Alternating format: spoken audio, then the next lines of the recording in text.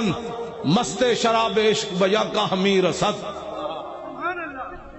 ٹھیک ہے جی, یہ ترجمہ نہیں کرنا, صرف میڈیا والے بھی کرنا.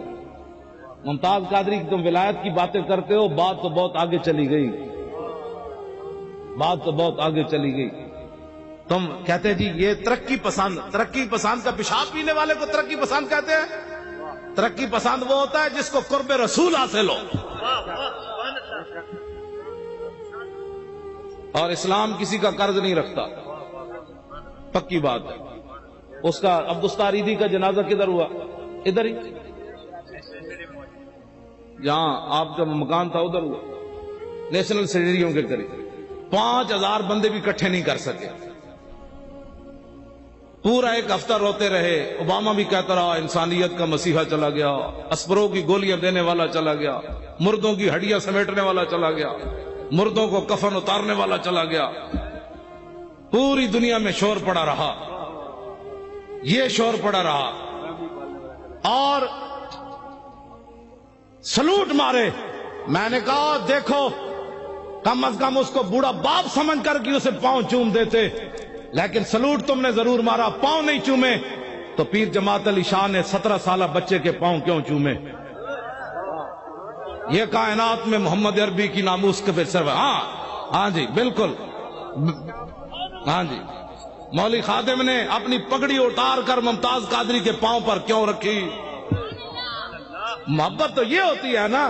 ہاں میں نے کہا کائنات میں اگر کوئی بوڑھا سید بھی پاؤں چومتا ہے تو اسپروں کی گولیاں دینے سے نہیں چومتا, کفن دینے سے نہیں چومتا, صرف ایک ہی بات سے چومتا ہے کہ محمد سے وفا تو نے تو ہم تیرے ہیں, یہ جہاں چیز ہے کیا لوح و قلم تیرے. توجہ, غازی تیرا نام رہے گا,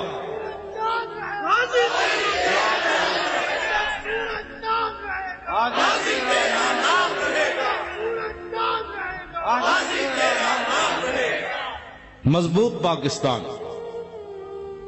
مضبوط پاکستان, پناہ بھی پاکستان ناموس رسالت پر ہے اور مضبوط بھی ناموس رسالت پر ہے. علامہ اقبال اور علم الدین کے جنازے میں نہیں کھڑا ہوا, کھڑا ہوا.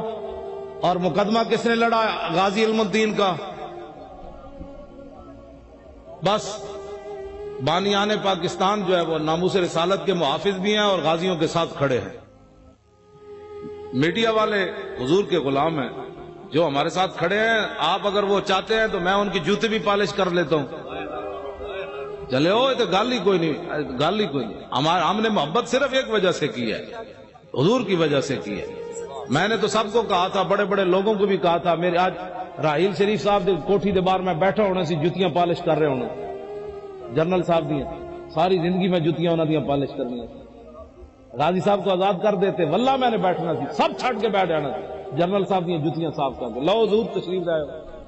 دنیا آج پوری دنیا بھی گر جانا سی. او صلاح الدین ایوبی کا نائب آ رہا ہے, او محمود غزنوی کا جانشین آ رہا ہے, شہاب الدین محمد غوری کا نائب آ رہا ہے جس کے شیخ الحدیث بھی جوتیاں صاف کر رہا ہے. بات تو بڑی تھی, لیکن گل وچ ہو رہے ساڑھے واسطے تے اتنا ہی سی.